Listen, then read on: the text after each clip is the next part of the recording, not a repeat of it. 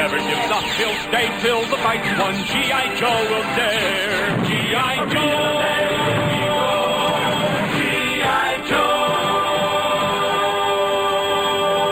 Joe. Hey, everybody, and welcome back to episode 5 of your favorite podcast, G.I. Joe Experience program about the cartoon show, Knowing is Half the Podcast. I'm Ray Stacanis.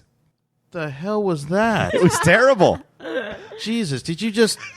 What happened to your mouth? I believe that we call that coming out word salad. None of that made any sense. Listen, okay, here's the deal. You've already listened to the first 4 episodes, we can assume. Yeah. You know what this show is. I was going to say, if you're confused now, you're probably not going to get it anyway. Yeah. It's a podcast, which means you've already downloaded it, and it's about the cartoon show G.I. Joe, and this is episode 5 where we wrap up the Pyramid of Darkness. Oh, yeah, I'm Robert Chan. Gina Ippolito. Thank you very much. I'm still Ray Stacanis, although right now I wish I wasn't. And Lord, don't we all? Well, thankfully, only I have to live with that burden, Chan. And your wife. Well, close enough, yeah. So episode 5 is called Nodding Cobra's Coils. I liked that title. I thought it was a good title. Yeah, I'm with that 100%. I heard that, and I was like, is Hugh Grant in this? It was like Notting Hill. That's what it sounded Is like. that a Notting Hill reference? It is a Notting Hill reference. Pip, pip, cheerio. I'll take out the Baroness today. Not going to lie. I love Hugh Grant. I think he should be in more shit. I feel like if he were playing the roles of Tomax and Zaymont, this thing would be an A-plus winner guaranteed. But hearing you say you wish Hugh Grant was in more shit, that's sort of like a person 10 years from now saying they wish Chris Pratt was in more shit. Like, it would feel weird 10 years from now, or 10 years ago, if you were to actually say, boy, I wish that Hugh Grant would catch a break somewhere. Man, every time I watch Love Actually, I'm fine with it. I mean, everyone loves Love Actually, I feel like. Oh, it's turned. I don't know. Public opinion. Well, I don't now know that that's true. Because they put out all those things and people realized, oh, this is not good. Kind of like the Revenge of the Nerds thing. Like, wait a minute. There's that a guy's rape. raping that girl. Oh, my goodness. Yeah. Or Animal House. It just doesn't work. I'll still watch any of those movies, but then afterwards I go, that was good. Oh, except for that rape. So what's the rape count on G.I. Joe? So far, we officially have 0, but Gina's, she's been looking as if there's a couple yet to happen. I mean, I feel like Chan's brain gets raped every time he watches one of these episodes. I mean, I think it's severely molested at the very least. At least your childhood is at this point. Yeah, well, I mean, see, this is different, whereas like Michael Bay takes something that I loves and ruins it. This is me taking something that I love and realizing that it's not the program's fault. It's my fault for ever being that fucking stupid. Now, when you say stupid, I'm sure you mean like filled with wonder. That is I mean, Jesus Christ. Well, then let's just get right to the episode, everybody. The Pyramid of Darkness is up. The 4th cube has launched. And what I really appreciated was the opening sequence explaining us all the ways that we got to the point that we're at right now. Uh-huh. So it's like, and then this happens, and the fatal fluffies are there, and then the cubes get launched, and then there's darkness everywhere, and then Alpine, Quick Kick, and Bazooka plummet to their deaths. Dun, dun, dun. Here's the episode. It made you realize how much happened in those previous episodes and how insane it all was. It's almost like you could spend 4 hours up to this point talking about it with a group of friends. I'm just saying. And that's edited, mind you. That's cut down. That is an absolute fact. It started fact. at 9 hours an episode. An episode. Yeah, an episode. We literally do 24-hour recording marathons per. Hey, can anybody explain to me why there's so goddamn many trouble bubbles in that plane? Yep. B, why anybody would, given that there are plenty of trouble bubbles, like 4 to every human being on that plane, why anybody would parachute out of that thing? I was wondering the same thing. I was pretty perplexed that, I mean, first of all, the fact that their cargo just happened to be trouble bubbles, just chock full, like that's some lazy. That's some good fortune. Lazy writing there, writers. It's almost like they were a bunch of stoner guys trying to get to lunch very fast. To be fair, before we even get to that point, G-forces seem to work differently for different people and cause different effects, because Quick Kick is absolutely like stuck to the back of the plane and can't move at all. Bazooka is slumped forward on the control panel and then just sits up, pulls it back, and then slumps forward again. We did discuss this in the last episode. We did. They're on opposite sides of the walls. That is correct. Flung, yeah. But Bazooka can absolutely just fight through those G-forces. Sure, because Naturally. he's too stupid to know better. No, nobody taught him the law of gravity. Science so. doesn't work on him. Science can't work on you if you don't understand it. I think that's absolutely fair. That's probably true. So this is the other point before they launch out with the trouble bubbles very heroically is the fact that Quick Kick pulls out a laser rifle and then carves a hole in the top of the plane. Guys, laser rifles do something. Yes. Who can believe Excellent blowtorches. Yeah. He not only Which explains why they're not very good long-range weapons. Right. They're even hitting you, and you're just like, well, you just shot like a hot flame from like 600 yards away. And of course, it's not going to hurt. I'm mildly inconvenienced by that laser blast. It gives you an itchy sunburn after a couple days. But at close range, these things will cut you in half, man. This is, That's I mean, this true. is, It can cut through metal. cut through metal. And also, the metal will bend back just because. Well, that's how they build I them. can explain. That's simple Science. physics. Yeah, thank you. Because the plane is moving, and so therefore, when the hatch opens, it would pull back because of it's this the thing we call G-forces. wind resistance I and see. also G-forces. Yeah. So that wind resistance is that pushing can back like belt- 4-inch thick Yeah, steel. they can bend Guys. metal. I don't have a problem with it. Seems legit to me. You wouldn't. This next scene was one of my favorites so far. When they go back to when it's back at Joe headquarters. No, Joe headquarters. Yeah, Yeah, they're back at Joe headquarters. and the guy goes nuts. and then there's just so many good lines in this. Stick your head in a bucket and rust your face off. Yes. Sounds like my pappy's ranch at Feeding time? feeding time. Yeah. Can't run a 20th century headquarters on first century technology. All of this is just, I mean, this is well written is all I'm trying to I say. mean, there was just one guy that really he drank his coffee that morning. He was like, cracked his knuckles, sat down to write a bunch of one-liners. So we open with Cobra Commander and the Crimson Twins now threatening. They've released this signal. They've shut down the Pyramid of Darkness. So that way, this answers a question from earlier. Why is he recording a bunch of stuff? If the only plan is to then turn around and turn off everyone's electricity. So he says, in 7 hours, you will give up the world to me, or I will intensify the strength of the Pyramid of Darkness. Isn't it already max strength? I mean, it has a dimmer switch. What would it we do? learned. I feel like if it stops electrical appliances from working, it's some sort of dampening field. So if you continue to intensify the field, it would eventually shut down all electrical impulses, like, say, the neurons firing in our brains. So he means to wipe out all of whatever hemisphere this pyramid is currently over. Interesting. See, I didn't read that. Yeah, well, Yeah. that's what I'm here for. That's why we got the science guy here. Sci-fi shit. and stuff. So can I just get to the ultimate highlight after they've decided everything is? You mean Cobra Commander hopping behind the Crimson Twins like a 5-year-old Yeah. waiting to pee? Yeah. well, that was fantastic. He instantly turns into a toddler, but I thought you were talking about I was. cows. Yes, that's exactly what I'm talking about. Yep. I wrote, this is exactly what my note says. It says, and they ride in on cows. And I actually wrote out the and. I heard the da-ding, da-ding, da-ding. I'm like, they can't be. There's no way they're going to open the door and there's going to be fucking cows.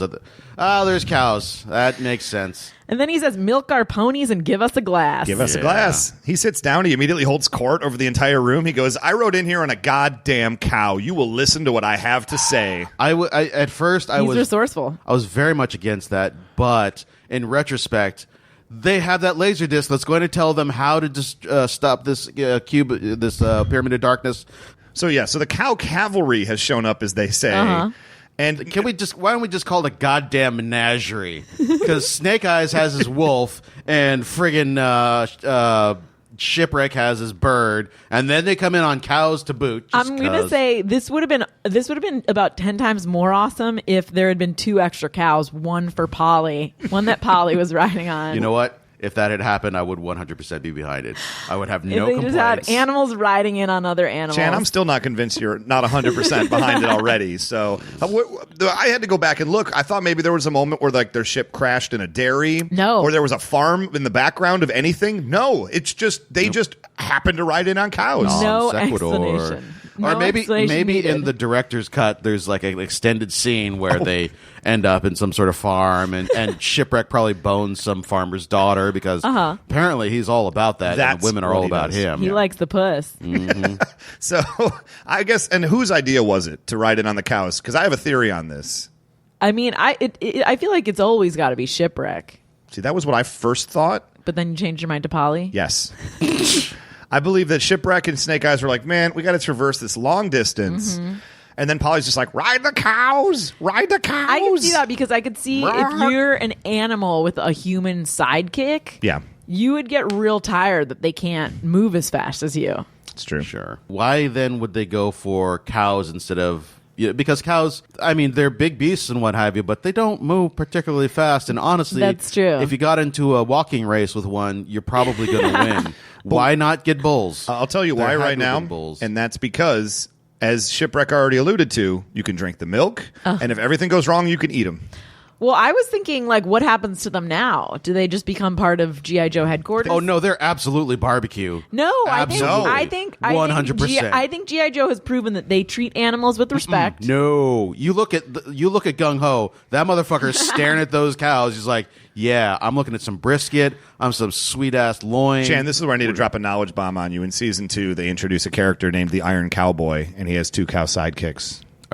This is what I'm saying. All right, don't shit me now. Don't fuck with me. I'm totally fucking with you. I want that character to be true, though. The Iron Cowboy absolutely sounds like a thing that would show up in Reagan's America. I'm just saying you This can't is still have, Reagan's America. You can't have this many animal sidekicks and then have other animals show up and eat them. Yeah. What? Oh, I see. I should say. They respect animals too much. Right. Like, I think that they see animals as equals. I will tell you what the precedent is. Goofy and Pluto. Both dogs. Both existing in the same place. But to my knowledge, neither one got eaten. But I'm Had saying that Goofy there eaten are Pluto, that would have been messed up. there are gradations of animals here. There are people animals and there are animal animals. Those cows are animals, aka lunch. I choose to think that they put them in their G.I. Joe pasture. Yes. And There's a G.I. Joe farm, assuredly. and I think that they Up probably north. taught them a couple of tactics, a couple of tricks. They can fire laser beams from their horns. I will say this, and I this is actually written down for later. In all caps, it says, "Everybody gets to be a Joe." So I feel like it wouldn't be beyond them to just like put a friggin' uniform on them and like, "Yep, you're a Joe now. Yeah. You fought Cobra. You walked. assisted. You walked, so that counts." This is what I'm saying. This is the most lax application process in the history of secret ops. Guys, let me fast forward a little bit here because to my favorite thing ever. Yeah, because I don't want to make Gina wait anymore for this. This is the thing she's been waiting 5 episodes for. Oh, no, I do want to say that where was yes. Snake Eyes like hiding that disc? He just whips that thing out. He didn't have pouches big enough for that laser disc. Where the fuck was it? He's a ninja. You don't know what kind of stuff he's got going on. Thank you. A mystical bag of holding was what I was going to say. Oh, Is that what we're calling buttholes now? That's what I I call was mine. thinking he's got some pockets sewn in his ninja suit, and he keeps like some mints in there and Q-tips just in How case. skin tight that thing is? I mean, I think it's still in there. I think it's in there. Fine, move on. Chan, stop dragging it, because we go back to the space station where the Dreadnoks have apparently been watching the Cobra Commander message on loop over and over and over again as they say, it's even better in rerun. That is weird, right? Like there's a threat to destroy the world, and they just sit there and they vine it. I will say this. The year was 1984. VCRs were still pretty hard to come by. DVR technology was light years away. You would have been impressed to have that technology. Like, holy shit, I can press this button and it just straight records, and we can just watch it over and over again. Do you know how many times I watch Real Genius because of that? Also, I'll say that it's probably pretty boring up there. They don't It's have true. anything else to do. They get to ride their space I think vehicles. They're ATVs, They're but I space think that ATVs. got played out, and they're like, "What do you want to do? You want to watch that message over and over again? Eat some popcorn." Yeah.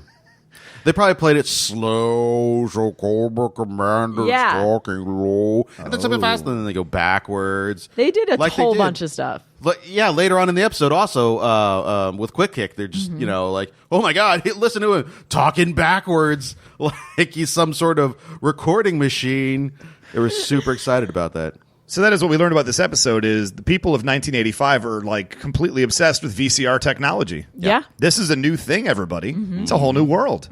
So, Gina, Mutt has Junkyard the dog jumps over and grabs the whistle away from Torch. Again, another animal that can be trained and knows how to do stuff. Did nobody think to just shoot the damn dog? Oh my No. God, I hate you so much. No. At least put it in a kennel, a space kennel. Why would you just let the dog hang around? The highly trained military. Because if you're any type of good person, They're you're not going to dreadnoughts. separate a dog and his owner. I don't care you. how evil you are. Thank you. Also, I feel like with the Zero-G, that dog could be moving like tonnage all across the ship with just his nose, just shoving in entire giant like stacks of things. I mean, why not? Everyone likes having a dog around. I don't care who you are. Pit bull? Yes. Yeah. A friggin' monstrous, Yes. violent pit bull? If I captured Wait a an minute. enemy and he had a pit bull, I would be like, oh. They have 24 fatal fluffies. What are they caring about one dog for? Like the fatal fluffy would just like whip the dog or that's true. something. That's true. I They, mean, they but also here we go. breathe fire. So Mutt Gretz gets the whistle back from Junkyard and blows it. And then, Gina, what happens next? They turn back into my little tiny darlings. And they immediately go to hug everyone's legs because they're so cute. Is that what they're doing? They're hugging legs? I think they're hugging legs. I feel like they're humping them. No, they don't hump. I don't think Fatal Fluffy's on. They have no sexual impulses No. at that size. They only want to be everyone's friends. And Gina, you want to let the listeners at home know about the note that you wrote? I have my notes say fatal fluffies are back! ! Yes. And I have about 7 S's written in there. Handwritten. That's very nice. My note was, whistle control. Oh. It's Prince. I'm not a good Prince impersonator. Oh, okay. I'll be honest. You're I thought great. Prince had joined the You're podcast great. for just a Yeah, moment there. you're Did you really? perfect. Yeah. The fact that you're wearing that decided. outfit right now is even. I mean, yeah, it even is better. purple. And it is open down to the belly button. Yep. So. I mean, to be fair, though, in this universe, Party Like It's 1999 is a future song, That's true. if you think about it. So they I don't just have to think very hard. they take Not back the- the the space concept. station. Like, for God's sakes, 1999 was 16 years ago. And we've had plenty my of time God. to come to grips with that fact. I What still we have to haven't. get to grips with now is the fact that this is the year that Back to the Future 2 happens. Oh. Wait a minute. I thought that was every year for the last 15 1985. years. Yeah, it still keeps going. oh, but yeah, it is yeah. legitimately October somethingth, 2015. Are you sure? Because people keep posting Yeah. memes and it's been photoshopped every yeah, time. Yeah. No. Yeah, you can also go watch the movie, and you will have You that don't- information. I don't understand. That's a lot of I work. don't understand. Yeah. I'd rather watch G.I. Joe. I'd rather watch my boss on a loop giving orders to my enemies. Well, isn't that every man's dream? yeah. So the bad guys don't even try to fight back here. Nope. Once the fatal fluffies are turned, they're just like, oh no, what do we do? The Joes are charging us. They don't even throw a punch. Well, they've already thrown their boss onto the bus and got him chained up. So it's 3 of them against like 15 to 20 Joes and no fatal fluffies to back them up. And they're not exactly known for their leadership I mean, abilities. they could have tried, is all I'm saying. I lost a lot of respect for them. Well, You had so much respect for the Dreadnoks up until this point. I mean, I the just- thing is, they were Joes. They were Joes, just Joes, when the Fatal Fluffies were big and they were in control. But then Duke told them to put some Yo back into their Joe. Oh. And so that's just a whole nother ball game. That's like if there was a drink that went along with this show, and then like they came out with another drink like several months later, and they were like, now with more Yo. now with more Yo. Yeah, Yeah. absolutely. I'm Yeah. going to start making my bourbon cocktails, and I'm going to start saying, I'm going to put a little more Yo in there. I And wonder. you know what? It would be delicious. It would be so good. I wonder if there was a chocolate milk called Yoo-Hoo Joe, or like and they changed it to like Yo-Ho Joe. Oh, yeah. Or Yo-Ho. I guess you could sell Yo-Ho in Mexico and just sell it as Yo-Ho. We need to start Googling old G.I. Joe products that they sold, because I guarantee you there were probably some meals, there were some snacks. There was a cereal. There was a cereal. I had the lunchbox. We need to order one of these on eBay and eat it and see how it is. Oh, that's a several great years idea. later. No. You say several years. It has literally been several decades. I'd now. still eat it. It would be a Several 30-year-old decades. cereal I at this would. point. I'm not gonna lie. I'd still eat it. You know what? I hate wasting food. Let's get on eBay. I would have as well. Let's do this. So they let. No, this is not a Yes. this is not a past tense thing. Gina is actually suggesting that today we get on Oh, eBay. yeah. And find Oh, I'm some on board. old food. I'm on board, Chan. I'll eat whatever you put in front of me right now. Can we roll it if in it's cream G.I. Joe. cheese? And Why? Am I here? So they let Duke out of his prison cell, and this is the thing that really blew my mind a little bit. And that's because they let Duke out of his cell. He high fives everybody, and then it's like, okay, we got it. And then he just presses one button. Couldn't they have, if it was so important, couldn't they have pressed the button and then let Duke out of his cell? Like, why was it so important that Duke is There's the one? a chain of command here, man. Oh, I didn't even think of that. There's a tie that binds. You can't fight that. And then the other question I had was, what happened to Scarlet? She was they there. Don't care. They gang raped her and threw her out the airlock. Oh my goodness! Yeah, what, the Fatal Fluffies or the Dreadnoks or both? Everyone and the Joes. Train. They all just look the other way. She is in the group that's running at the Dreadnoks, so she's still alive. Oh yeah, she's still alive. She just doesn't get much screen time. You know what? I'm gonna say right now, I don't believe that's what happened. I believe that one Fatal Fluffy that she was very friendly with remembered her, and they were going to do that to her, and that one Fatal Fluffy intervened and saved Scarlet. That's why I love them. That's what I think happened. I love. I hope she takes one of them home. Are you writing fanfic, like G.I.Joe fanfic now? What do you mean writing? Oh, written. If you are, I mean, this next scene is pretty much right up your alley when we get to see Destro and the Baroness just pre-sex, almost into sex. There's a lot of they're tension. Standing on a boat, on the prow of a boat, so I don't know that You've it's never quite had sex pre-sex standing on yet. the prow of a boat, Chan? I'm just going to say it's going to be probably things we get chapped real quick. Super unpleasant. Is there like a more like powerful romantic thing you could have? You literally have a boat with a giant cobra head. You have a whole team of people rowing, and then there's just the two of you standing there. The Baroness has got to be looking at Destro being like, this fucking dude's got it going on. And he's looking at the Baroness being like, you're the fucking Baroness. You're a sex icon from the 80s. They're clearly from the nows.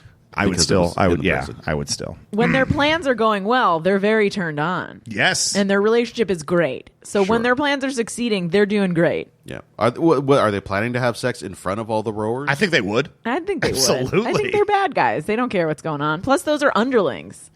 Right. Minions Wait, how don't does judge. That, what? Yeah. How does that make a difference? Because, they don't have any respect for the underlings. It's not like they're going to be like, oh, wait a second, the underlings maybe don't want to see So them. you're saying you're at work, your boyfriend comes over, the cleaning staff is there, just like, like doing the janitor stuff. You would have sex in front of them because they're underlings, so it doesn't matter. If I was an evil if I was on the bad side, yes, that's what I would do. Gina, there is no question that if this were the world, you would be one of the bad guys. None whatsoever. No, because I wouldn't abuse the fatal fluffies the way the bad guys do. Well, clearly, whoever made the Fatal Fluffies, and I'm guessing it's Dr. Mindbender, treated them with gentle care. And it's only under these mercenaries. Mind you, they're not even Cobra. They're mercenaries. It's true. That all of this badness happens. But maybe the fatal fluffies don't want to change into those beasts. They're not giving them a choice. They were very unhappy. They were screaming as the whistle was blown, and they turned into the small things. So they didn't seem very happy about it. Yeah. They weren't happy about the change itself, but they would rather be in the tiny form. Really? I think this is you projecting right now. That's they were what I think. Constant pain, those cute little things, and terrified always. That's why they huddled behind the Dreadnoks. No, where would you go? How terrified do you have to be that the Dreadnoks are the people that you're they hiding wanted behind? to be snuggled. They want to be snuggled. Again, you go to the Dreadnoks for that? You go to Buzzer, Ripper, and Torch. They want to be snuggled by anyone that's nearby. They don't care. So Cobra Commander has a new plan, because contingency plans, everybody. Cobra has them in spades. He says, you got to make a low-altitude pyramid of darkness, and by the way, stop making out on company time. Yeah, I'm tired of this. And then Destro's excuse was he was getting something out of the Baroness's eye. I feel like with this his has happened. dick. What? No, I don't think that's how. No. That got cut off. Like, they forgot to put that line in there. Like, how long is his dick? Because they were standing. Recall, they were standing. I mean, but yeah, he was going to then force her head down and get it out of her eye with his dick. Jesus Christ, Gina. You've got some tendencies. Because they're evil. No, it's because they're evil. Because they're evil, sure. We're not supporting that behavior, mind you. Unless there's two consenting adults, in which case they should do whatever they both enjoy together. Mm-hmm. They're building something. Mm-hmm. But what really killed me about this is that we have the close-up of them on the prow of the boat, and they're making out, and Cobra Commander chastises them, and Destro's like, okay, I'm going to go do your thing, Cobra. And then he turns, and it becomes a wide shot of the actual ship. And I'm thinking, so who's like recording the ship from a distance that this is also in the feed that he can just switch over to it at any time? Yeah, he's got a guy with a little jetpack out there that's getting some nice B-roll footage. he's getting the wide shots, Yeah. so they can insert it in. It seems very clear to me that Cobra was the one that pioneered the reality porn genre.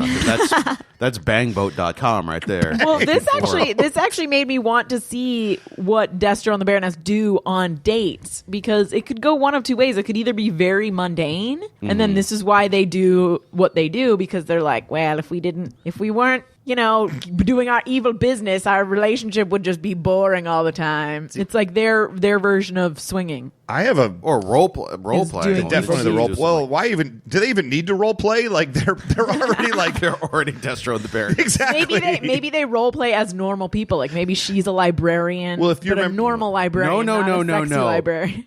She is a nurse. She's a nurse, and he's a construction worker. Oh, that's true. All right. That's how they role play. Well, yeah, they go back to being normal. Are they fucking on that subway at the end of the episode? See, this is how I picture a date with Destro and the Baroness goes, is that they're in their full regalia, and then they sit down for a very quiet dinner while like a string quartet plays. Oh. That seems reasonable. And there's like candle lights, and it's like a 7-course meal from some famous chef. This was all in your fanfic? Yes. And then they walk into the next room, and then they dress as a construction worker and a nurse and have freaking monkey sex. And in the corner is a homeless woman watching them. Wait a minute, that's no homeless woman. No, it is not. That's no bag lady at all. But we'll get there in a little bit. So I also appreciate Cobra Commander in this scene right here. He goes full Three Stooges. He starts grabbing the twins by their nose. He starts just like slapping them around. There's like doink sound effects. Hold on a sec. Uh-oh. You twin twats! I'm back in command! Boop, boop. How is that a thing that happens in a military organization? There was another interesting sound effect. I can't remember where it happened, but there was definitely like a splat noise, like a. Yep. It was all of a sudden. There was also, go straight to the gaffer's zone. Oh, it comes later on when the dreadnoughts are flying are pushed out the trash chute. One of them throws like a tomato at the window. Yeah, and it makes there's a also splatty noise. There's also a TIE fighter noise on one of the Really? Joe's jet fighters. Not even like a fancy, like a high tech thing. On just a normal jet fighter. That actually brings me right into the next scene, because it's the G.I. Joes on the ship, and there's some whistling American music underscoring the whole thing, which is totally insane. I don't know if you guys noticed. I didn't notice that. It was totally crazy sounding. This is the planning sequence of any World War II POW camp breakout. It's just whistling. It's like it's just like military whistling. So sort of like the bridge over the River Kwai? Yes. Kind of a deal? Yes. Oh, okay. Except that done by an 80s cartoon. Well, right before we get to the G.I. Joe, I had one more thought on the Cobra scene. Is that Cobra Commander is 100% sure that nobody can actually do anything about his cubes because nobody knows where his base is. Now, I'd point out there was a jumbo jet with a Cobra head on it stolen by 3 G.I. Joe people right out of his backyard like 2 days ago. So how?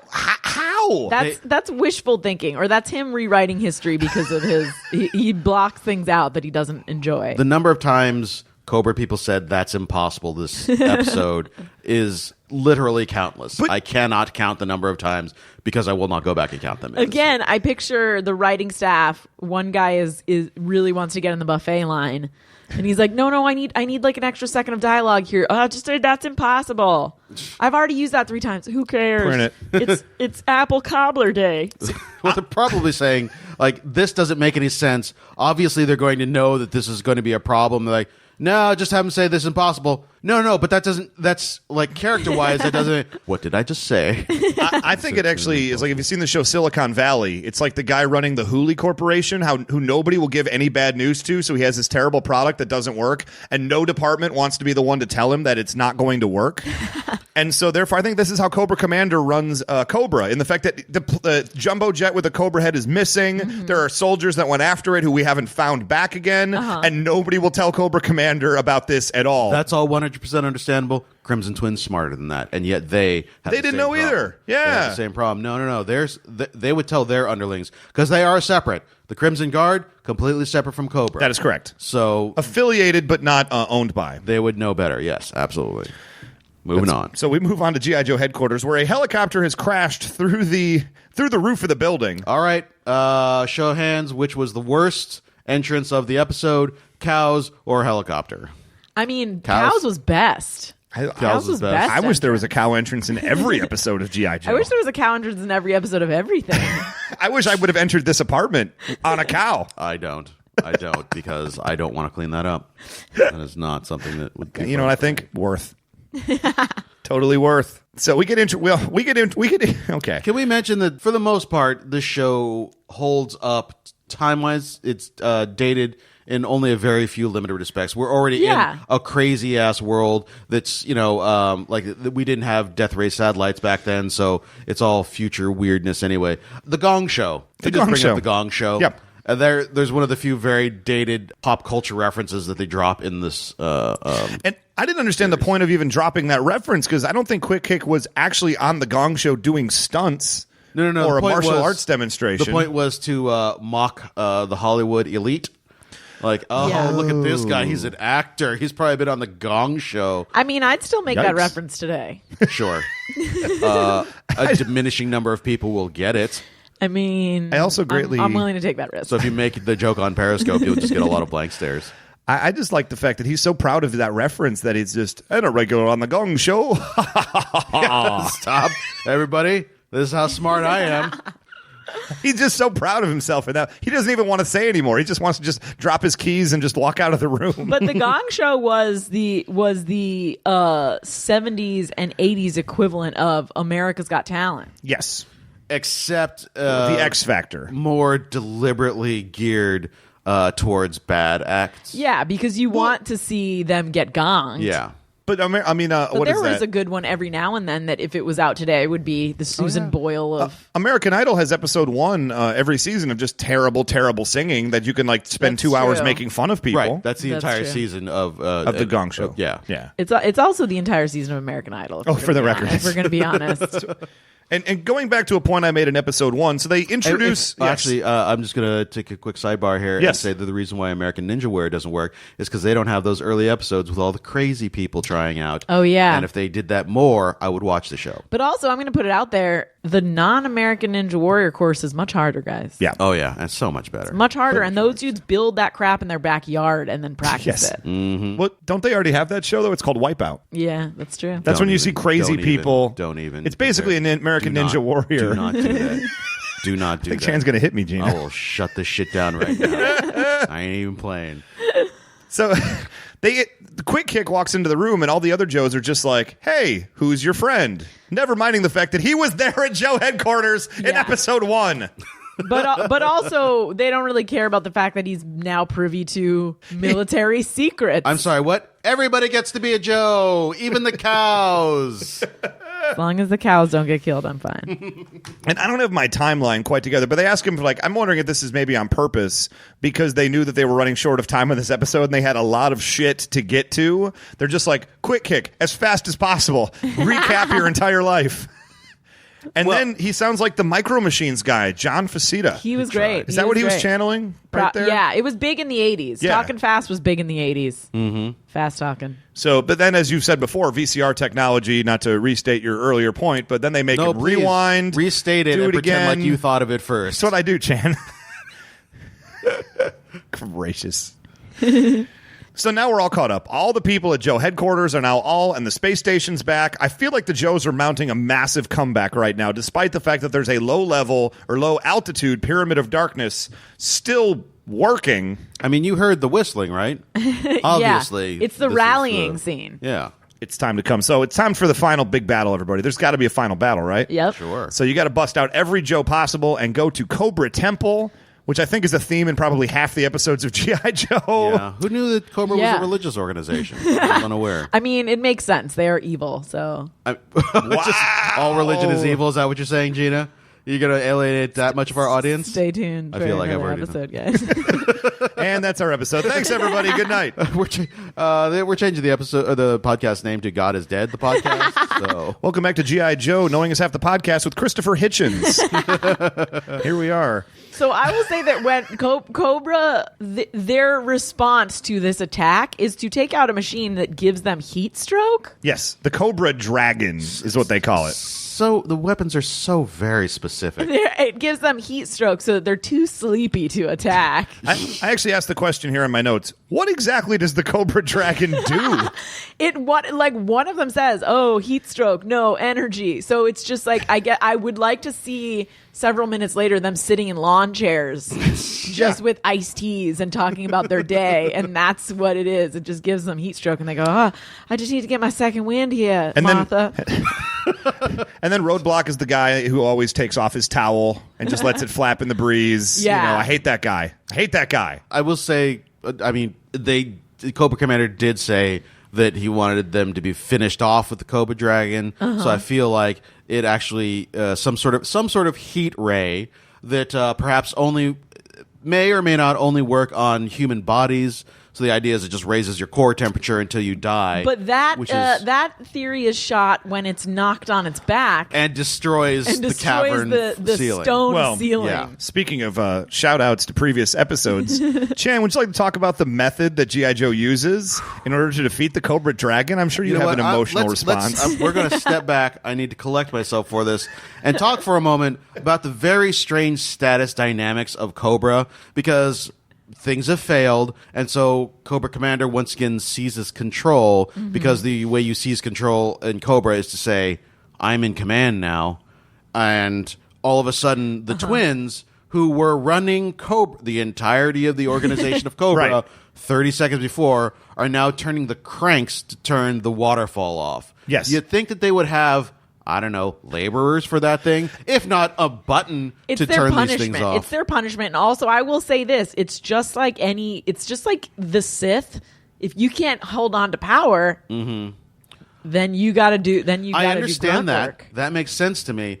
But like such a great, because that is just above mopping floors, is turning the cranks to turn off the waterfall. That's their punishment. There's got to be a punishment for their coup. Guys, either that or they are real leaders. Now, think about this. Why are all these Cobra soldiers and these rank and file who get boned in front of, why are they so loyal all the time? And that's because the leaders of Cobra get down into it and do the hard job. There's a difference between a boss and a leader. It's the Ned Stark method that if you're going to kill a man, do it yourself. That's They're right. Very egalitarian in that way. And this is why they're able to just have like underground subway tunnels and 7-foot door watching robots. Everyone pitches in. Because they themselves probably knocked out that first few pickaxe strikes. The Cobra Commander showed up under there with a shovel, and he absolutely had a groundbreaking ceremony that had to be completely secret, but he did it anyway because he didn't have to. That man is a leader. He is a commander. All right, I'll give you that. The fucking yodel. What in God's name? What? It's clearly, unequivocally, he is a superhero with powers beyond the ken of mortal man. Well, but they all can do it. yes, they join in with him. The three of them have apparently, the other two have also apparently learned this technique while piloting the plane. It was a helicopter. On the helicopter ride, he's like, oh yeah, all you got to do is just go like, say, oh yeah, at the end of it, and it takes down shit anything explodes. in your path. It's not as simple, though, as it is in the Antarctic when you can just knock that stupid snow over. They have to amplify their voices with true. speaker system. Because it's rock. I do Yes. I do appreciate that they thought of that. Yeah. Oh, he couldn't just normally yodel and have it come down. That would be stupid. Yeah. So something with the sonic kinetic energy necessary to shear off an enormous chunk of rock that just happened to be directly over the Cobra Dragon is completely undirected, because not only do they just have normal PA speakers, but they're circling spinning, around, yeah. they're moving, they're spinning, which means that energy is being directed towards all the Joes around them, the trees around them, everything within whatever that is, a quarter of a mile radius, should likewise be shattered into pieces. Except for the fact that all the Joes are suffering heat strokes. They're lying on the ground, and that sound is going up. Oh, I see. So heat and sound both travel Rise. upwards. They rise. Yes, Yeah, see. that's simple So- physics, Chan. So that's why in a room, like say we're recording a podcast, we should be talking down into the microphones because then the sound just rises up above our heads and Yeah. just Hovers there. hovers up there up the ceiling. So if we went up to the ceiling, it would be much louder up there. That's than why down people here. don't live on the ceiling. It's hot. It's loud. Thank you. Thank you. Lionel Richie would beg to differ. Well, he's just But he dancing. wanted it. He wanted that music loud, and he wanted it hot for all the ladies to be melting around him. That makes sense. Yeah, that is so the party is literally ceiling. on the ceiling. Yeah. Okay. Here's a side point, and this is Alpine's yodeling is clearly the most powerful power in the entire universe, right? Like there is no superpower greater than Alpine's yodel. G.I. Joe is a Marvel entity. It existed in Marvel comic books. And so here's my question. If Galactus is coming to destroy the Earth, do you send Alpine, who's part of the same universe, to yodel him away? I would argue that he has the same power level as Black Bolt of the Inhumans, and Interesting. Not Galactus level, certainly. World Eaters are just on a completely different. But also, there's what if it was? So what if you got him in a room with who's the X-Men that screams? Banshee, but also there's another one. Oh, I'm thinking of Vertigo, Siren. who can also. Oh. But that's a totally different voice power. But if you got him and Banshee in a room, would it kill the whole world? Would the core of the Earth rupture? Yeah, if they directed it at the same place. Let's see. I just want to say I'm glad nobody tried because I like living. Thank goodness there was no crossover. Yeah. Because there were Marvel comics, but they weren't part of the Marvel universe. It said Marvel on the cover, sir. Therefore, in some way, part Yeah, of the Marvel also universe. Star Comics had Marvel on the cover, and yet you don't see the Popples in any of the. Oh God, I wish I did. and the X-Men. I hadn't thought of the Popples in roughly 2 decades, Chan, That would be- and now I'll There you go. never stop thinking about them. I think of them every weekend, just like the Fatal Fluffies. If I could see Popples and Fatal Fluffies frolicking in a forest together, I would die. If you could flip a Fatal Fluffy into a little ball. Oh my God! Oh my God! No, please don't. I don't want to have to watch that chair. I think it's too late, Chan. Oh, damn it. It's definitely too late. Oh, Squirt and Gina ruin everything. So they run into they defeat Cobra Temple. They got Cobra on the run already, and Shipwreck and the crew run into the main control room, and they say to himself, "Hey, I wonder where possibly the self-destruct switch can be found." Meanwhile, there's one door in this room, and it's got a giant Cobra symbol on it. That would be. And Polly's the one that figures it out. Accidentally, Polly isn't even trying. Polly's just lazy. No That was way! not No way! That accidental. was not accidental. Polly said Polly pulls the lever. Yeah, because there's one giant red lever in the whole place. I heard it different. I heard it as Polly's pooped, and then hit the lever by accident. Oh, Can we get verification on yeah. this, Let's Chan? get verification. Polly I heard it as Polly. Oh, see, I heard it as your Polly allowance pooped. just went up 10 crackers a week. We'll come back to that in a sec. Yes. I heard Polly who, Oh, I heard but Polly that doesn't pulls. make as much sense. So we have 3 options here: Polly who, Polly pulls, and Polly's pooped. So And it literally write us in could the be comments any of that. What you think it is? I think Polly pulls because he was like, "Duh, idiots! Obviously, there's a lever here and a door. Polly's gonna pull." Polly's the smartest one in the room. To Yeah. be fair. Yeah, somebody. We need to get closed captioning on this to figure it out. So go to facebook.com/knowing is half the podcast and let us know what you think Polly said in episode 5 of the Pyramid of Darkness. Can we get back to the part where apparently Polly uses crackers like cigarettes in jail? His allowance, not his food rations. No. His allowance has been up 10 crackers a week. That means he is trading it to other birds Of for course. presumably bird sex. I would think sexual And, favors. You're like, yeah, whatever. There's a cockatoo he's had his eye on. Ugh, He's trying to dominate. it's No, as we find out later, other birds aren't sexually his thing. Oh, that's a good point because he wants to get with Satin. Yeah, He wants that sweet, sweet Satin he make wants out. some human puss. I did not write that down, so I don't. Oh, apparently, I what? skipped right over it. Well, I that's just blanked way out towards with the end of Satin. this. So what I would say, though, it is at the same time that Shipwreck grabs his beak for the 3rd time in 5 episodes. And he says, "I will not let you make out with my new girlfriend, Satin." But we're getting way ahead of ourselves Yeah. already. 10 crackers a week. Why even have a self-destruct button that blows up all the cubes? You worked really hard making those In cubes. case it's taken by the enemy. In case the Joes. What are the Joes going to do with a pyramid of darkness? Exactly. Anything they want. Anything they want. So his problem is a one world government not run by him. Exactly. I also had it in all caps. Who put self-destruct mechanisms in their machines? No, to me, I thought that. I thought that at first, and then I said, "Oh, well, of course they're going to put self-destruct buttons in everything because they don't want anyone else getting control of it, or another supervillain could get a hold of it." But couldn't they just beat that supervillain and get it back? I mean, way easier just to start anew. With way easier. This has been the culmination of years of work. But it teaches underground railroads. But here's the thing: it teaches people that they are not to be trifled with, because even if you overcome them, they will cut off the head of their own organization. Maybe cut the head off the snake to spite its no tail. One said that. No one How said does that? So no. Also, they are an unlimited fundage organization. So I guess really just poop on that money. Plus, we've seen that half of the fun of their lives is planning and then implementing said plan. Yes. Accomplishing said plan would be a pleasant after product. Yeah, exactly. They don't care. That's why they're probably going to destruct it either way.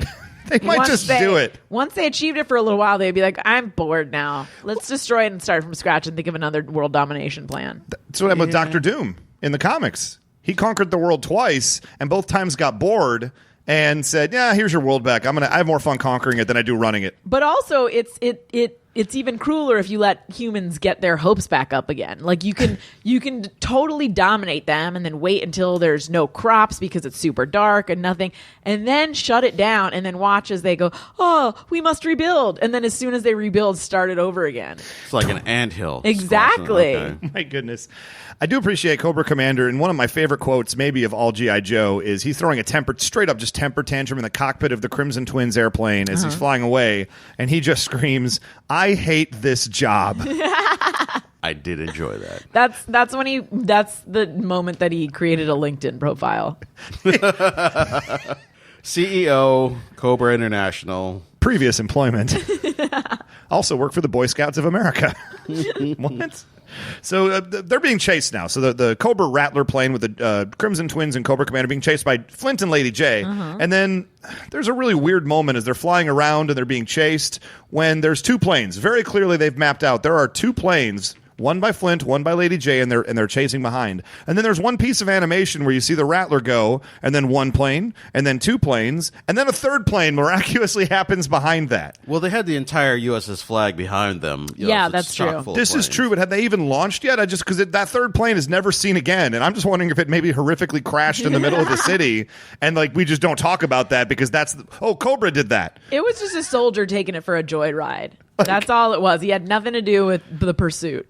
And then I'm sure you guys had the same thought I did as Flint is flying towards, and we go to a little cliffhanger commercial break for this moment, as he's flying his airplane straight at Enterprise Towers. Oh, yeah. Twin Towers. Towers. You look right in the windows of the thing, and you see the plane coming in. And a couple decades later, that has a completely different feeling. That wouldn't fly today. It would definitely not fly today. Ooh, I just kind of saw that. I went, this is making me really uncomfortable. But then luckily one of them transformed. That's right. Mm-hmm. And we didn't have to have that horrible imagery in our brain anymore. Nope. No, just the tower falling down, just collapsing, and finding something underneath. That's true. A secret conspiracy. So underneath. Well, now we're in Tower the third act of the fifth episode of 5. And so this is the part where Cobra's got to start retreating. This is the part where they've got to start recircling their wagons, getting away. This is the part where there is a huge huge surprise for the Joes in store for them. That's right. Yeah. We haven't had a giant explosion yet. The last 2 minutes of this episode are the best in the world. The huge surprise that we've come up to is an indestructible rocket that will, let's see, it's going to be a huge surprise for G.I. Joe because this huge rocket is going to what's it going to do, Chan? It's going to, well, it's indestructible, obviously. Cannot be destroyed. So you have this rocket that's in space that's completely indestructible, and the Joes won't be able to. I'm just going to say it worked for Dr. Evil and Austin Powers. Did he win in any of that?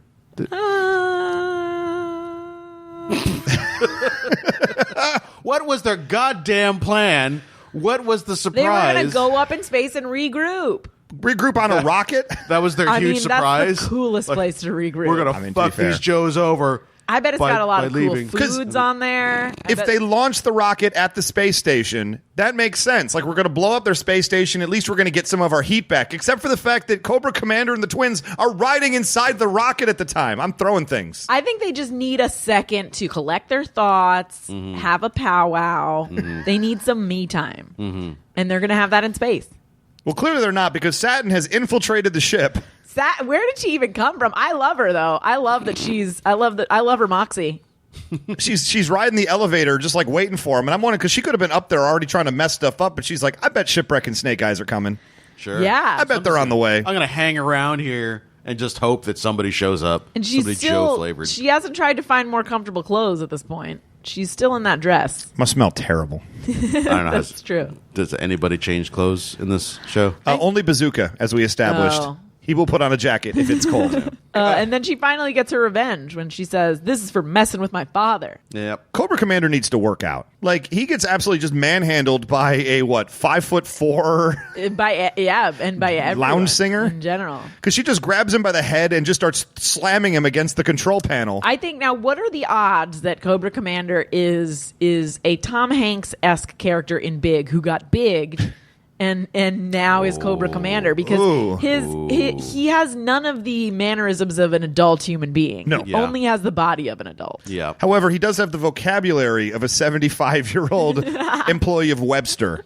Well, also, we never see his face, so it's entirely possible that there is just a very tiny man inside, kind of like a Krang or some sort of Master Blaster situation. I was going to say there could be a Master Blaster situation going on here. I think it's even deeper than that. Can I give you guys a little bit of a theory I have on this? All right. Cobra Commander is Satin's father. I thought the same thing myself. Cobra Commander is Satin's father, framed for a crime he didn't commit and went away. He's her #1 fan. A bit like in The Watchmen, like the comedian and Silk Spectre kind of a thing happening right there. And maybe that's why she hates him so much, is because he is so much like her father, but can't place it because she can't see the face. Yeah, it's going to be a Luke Skywalker moment. Yeah, I would love that. I don't think that they're clever enough writers for that. Absolutely not. Just for the record, Chan, you didn't say that before I came up with it, right? No, you're good. Okay. You're good. I get ahead of myself. Thought it sometimes. didn't actually come out of my mouth. You said it first. We're in the clear. Can we talk about the last 2 minutes where they're on the where Cobra Commander is disguised yet? Oh, almost there. Let me get a couple of quick things. I'm so excited. I'm so excited. Can we do just a quick check to see if there are any other people who joined G.I. Joe this episode? Because I feel like half of Enterprise City is now part of G.I. Joe. Definitely, because Satin goes, "Yo, Joe." Right. She finally figures it out. When Shipwreck is like, "Yo, Joe, indeed," or whatever he says, which I think is code for "I just got a boner." Yes. Yeah. So a couple of quick hits real quick. Cobra Commander has another one of my favorite quotes when he's pissed off at the Crimson Twins and he says, "I wish you were triplets so I could hit more of you." Which is so smart and so fun. I giggled and rewound it like 3 times. And so the space okay, so just getting back to what Chan said in early episodes 1 and 2, we know that the Space Station Delta has a space laser on it. We have this indestructible rocket going towards it, so naturally, Chan, we haven't had an explosion yet. Proton beams fully charged. Launch the space laser and have a giant space explosion. You have to. I mean, this is right after Empire Strikes Back was a thing. You need a space explosion of some kind. And of course, everybody escapes. Everybody's back to normal. The Joes have won the day. Cobra organization is in shambles. The Dreadnoks are in a garbage pod. They're in a garbage pod. Traditionally, I would think that if you fill up a pod with garbage in space, that's intended to burn up on re-entry. Yes. So the Dreadnoks are dead. That would make sense. I believe that they're actually in orbit around the Earth, and that Zartan will just go collect them when he feels like it. Oh, when they've learned their lesson? So they're just eating garbage? Yeah, I would think that they would be eating remnants of garbage. There's only so much oxygen, and of course it's an garbage pod, so there's no reason to have life support systems. That's they would quickly freeze. I would just like to say a fitting fate for the people that would do that to Gina's Fatal Fluffies. Yes. For the record. Also, where'd the Fatal Fluffies go? Because I want them to be okay. I think Scarlett took them in. Good. She's got a little ranch. And put them in the airlock. One other quick thing before we get to all the greatest parts of the last 2 minutes that I noticed is that all the G.I. Joe troopers have all the Cobra troopers, and they're parading them through the streets of Enterprise City somehow. Like Cersei in Game of Thrones. Yeah. Their shame walk. It's their walk of shame. Shame. Shame. Shame. None of them are naked, which makes this much less interesting. And I just was like, what kind of what are we doing? Are we the good guys or the bad guys? Like, we're parading them through the city at gunpoint. They're going to put them in the gallows and have people throw tomatoes at them. We're just taking them to the mass grave that we're just going to put their bodies in. Like, what are we doing? This is terrible. And then, of course, and here we go. This is what we've been wanting to get to. Are we talking about Shipwreck saying that he knows Shipwreck works alone? Shipwreck does work alone. That's another good point. He's the least alone working G.I. Joe in the organization. He works alone when he's getting the puss, is what he means, Chan. I bet Polly watches. What are you talking about? I bet he does too. Polly is the dictionary definition of a wingman. But what is? Oh, nice. Wow, it just happened. What's Polly's exact words? Does he say Polly wants some too? Polly too. Polly too. Oh, so Satin kisses Hold on. Shipwreck. Oh, let's. Do we have that queued up, Chan? Yo, Shipwreck. Polly too. Polly too. Cool it, bird. Yeah. Cool it, bird. So she plants one on Shipwreck, and then Polly aggressively gets hot and bothered. See, here's the problem. It's totally normal for girlfriendish type person to go, what an adorable puppy, kiss it. Yes. What an adorable bird, kiss it. But the fact that the context that has been established here is that Polly is far beyond a normal pet. Yeah. So it does gain a sexual context. Yeah. Polly wants to slip her the tongue. And the beak. Polly wants to fertilize her eggs. Yeah. If she turns up with bird flu in the next episode, we know some weird crap went down. Dang. Here's a weird thing. I don't think Satin ever shows up again. Oh. If I can just go ahead and put that out there. That's a bummer because so far she is a good character. Yeah. A good female character. Love him and leave him shipwreck is sort of his thing. Anyway, this is my favorite part here with my favorite line of the whole This is on the series. subway. This is Cobra's on the regrouping. subway.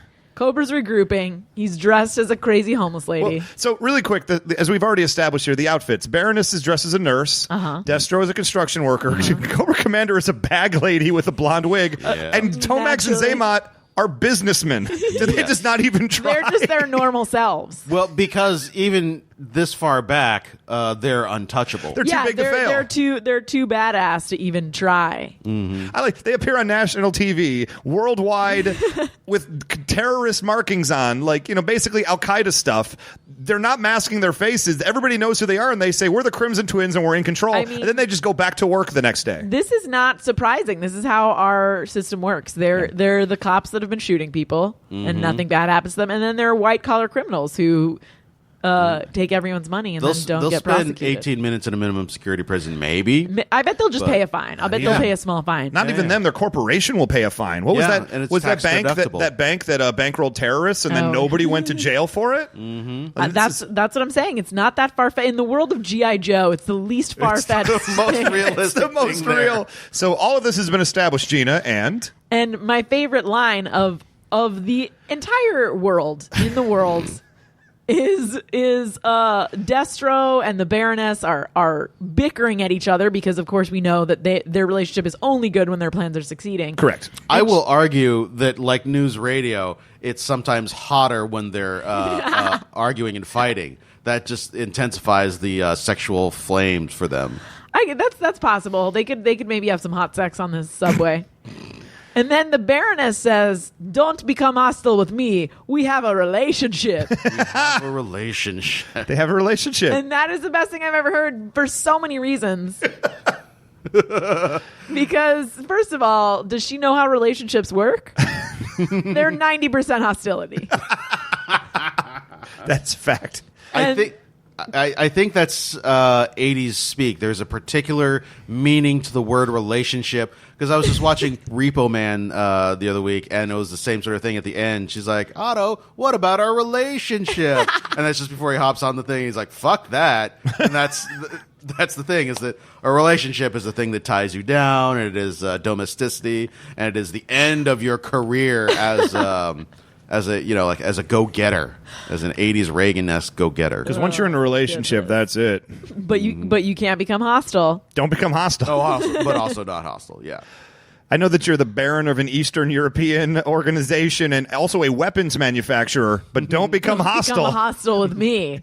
We have a relationship. Best line ever. I will say that this episode had a lot of ladies. It had Satin, the Baroness. It had Lady J. Cover girl shows up but doesn't speak. Oh, really? She was there for a millisecond. Oh, at didn't see her. I believe at the Cobra Temple battle. She's there charging in. An accident like quick kick. It also could have been an accident like quick kick. Who's the other? Scarlet was there. Bechdel test failed. Ah, come on. Episode 5. I mean, to be fair, I guess episode 3 had the most women only because there were 7 of the snake dancers. Yeah. Snake dancers so far, 5 out of 5. Bechdel test failed. I will say right now, I was looking we're making some memes for the show, so hopefully you guys are appreciating that out there in podcast land. I know. I found one screenshot. Okay, it filled me with so much hope. It was a screenshot of like a parking lot with like 2 cars, and it's literally Lady J, Scarlet, and CoverGirl, and no one else around. But then you see them take off their faces, and they're all just different male G.I. Joe characters. Fooled you. I don't know where this shot came from, where it's referencing and whatnot, and just saying there's hope that something is going to pass the Bechdel test. It sounds like there's a possibility that was photoshopped by someone who just wanted to see them all, like all the hot ladies of G.I. Joe in one spot. Were they all in bikinis? That is actually episode 12. The one I looked it up because the episode I'm sure passes the Bechdel test is episode 12. It's actually coming up sooner rather than later. Which, by the way, I would like to point out when we took bets, I think my number was 18. Yep. And you guys had something like 50 and 80 or something. I thought this episode came much later when they had given up, and it turns out this was part of their opening salvo of ideas. Episode 12, panties in a bunch. Episode 12, Baroness in a bikini, the entire episode. Nice. So look forward to that. All right. So we have one more thing here really quick to get to. So the day's over. Flint and Lady J are doing their really aggressive like flirting in their cockpits, and basically Flint finally asked Lady J out on a date somewhere nice, somewhere sassy, somewhere like the Joe commissary. Mm-hmm. And what could be so bad about that, Flint? The food. Boom. Boom. Are they eating MREs in there? I mean, like, what? I would think that if it's the commissary, there's people really making the food. I mean, they're government work employees, though, so it's probably just as good as prison food. Just got them sweet benefits, though. What are you talking about? I would figure. So I don't understand. Is he then saying, let us pull back from this romantic relationship and instead just be friends or coworkers or in some respect? I think he's saying let's get our romance where we can get it. Right. We don't leave Joe headquarters much, so why not just, enjoy a meal at the commissary? Right, but that is the most public place they could do it. So he's trying to tell the other Joes back off. Yeah, I don't think they care. I think he's marking his territory. Weird. Well, we already established in an earlier episode that there's a very real chance she's his secretary and that he kind of started this relationship. And maybe what he's saying is, hey, I think there's this personal relationship that can actually happen from this outside of the weirdly physical one we already have. And maybe let's just intertwine the two worlds right now and just make it like a total thing. I wonder if all the people that are having relationships have to file a form with... Oh, assuredly. I wonder if Destro and the Baroness had to just fill out a form and put it on file in case anything happened. Absolutely not, because Cobra Commander is, quote, stunned when he sees them together like that. But he has no idea that the two of them are in any way But he might just not be up on the paperwork. Well, it could also be that he is an 8-year-old who got transported and just... Ew, gross. Yeah. They're kissing. Yeah. Ew. That's my theory. I think it's going to pan out one of these times. I think there's a lot to work with there. He's been bigged. I feel it's like a verb now.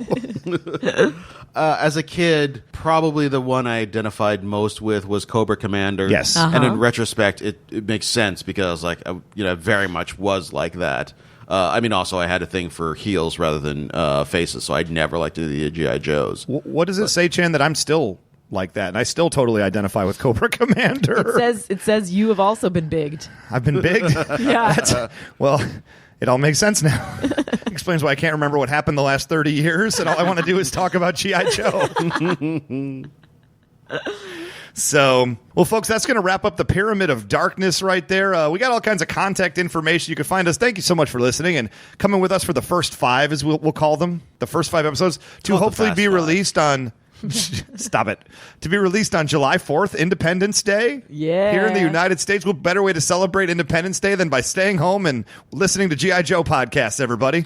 That's the most American thing you can do. Yep. You could fire up a ballpark Frank in your stove or cook it on the... Just one. Just one. ballpark Frank. And not even with a bun. Yeah, it's Don't be weird.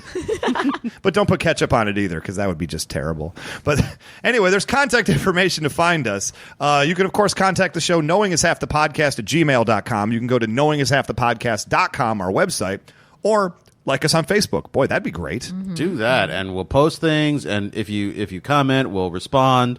Because this is a small operation, you're not going to get a faceless customer service drone responding to you. You'll get one of the three of us. Much like the Cobra organization, the leaders take charge on every aspect of the organization. Absolutely. And So- also, we have unlimited funds just like them. Yes. And we will be Yep. building a weather dominator in the future if the Kickstarter goes through. I've been experimenting on animals to create a Fatal Fluffy. So far, it's been a disaster. And I've just started Do wearing... not go into Gina's bathroom. That's all I say. I've just started wearing a hood everywhere. Uh-huh. And a double-breasted suit, and so far no one's complained. Yeah, it's nice. It's better than than what seeing it my- was before. It was before. My face. You mean a Hustler Casino T-shirt and shorts? That's what he. This is the new look, everybody. I mentioned that I'm imported from a 7-year-old, right? The cat's out of the bag now. I may as well let it run free. Otherwise, you can contact us on Twitter. I'm at Almighty Ray. I'm at 999 RPMs. I'm at Gina Ippy. That's all fantastic. So thank you guys so much for listening. Check out our mini-sode. We're going to talk a little bit more about this episode and tell you what's coming going forward.